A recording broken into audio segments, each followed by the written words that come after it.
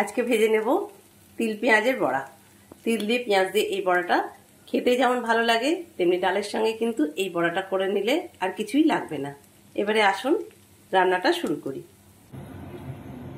নিয়ে নিলাম পরিমাণ মতো তিল, কাঁচা লঙ্কা দিয়ে তিলটাকে বেটে নেব। তিলটা বেটে নিয়েছি, এবারে পেঁয়াজটা ওর উপরে দিয়ে দেব। তিল বাটাটার সঙ্গে পেঁয়াজটাকে খুব ভালো করে মাখিয়ে নেব। নিয়েছি সর্ষের তেল, তেলটা খুব ভালো মতো গরম করে নিয়েছি, দিয়ে গ্যাসের ফ্লেমটা কমিয়ে দিয়েছি। এবারে বড়াগুলো একে একে ভেজে নেব।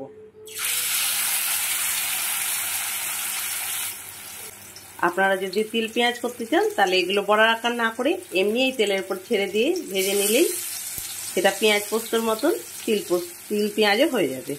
কিন্তু আমি এখানে বড়ার মতো করে ভেজে নেব, কারণ বড়ার মতো করে ভাজলে ভাজাটাও ভালো হয় আর খেতেও কিন্তু বেশ ভালো হয়। এখন যা পোস্তর দাম তাতে এইরকমভাবে তিল পেঁয়াজ দিয়ে বড়া করে নিতে পারেন। এটা খেতেও যেমন দারুণ স্বাদের হয় তেমনি কিন্তু বানানোটাও এমন কিছু কঠিন নয়। আমি এইভাবে সমস্ত তিল পেঁয়াজের বড়াটা ভেজে নিয়েছি।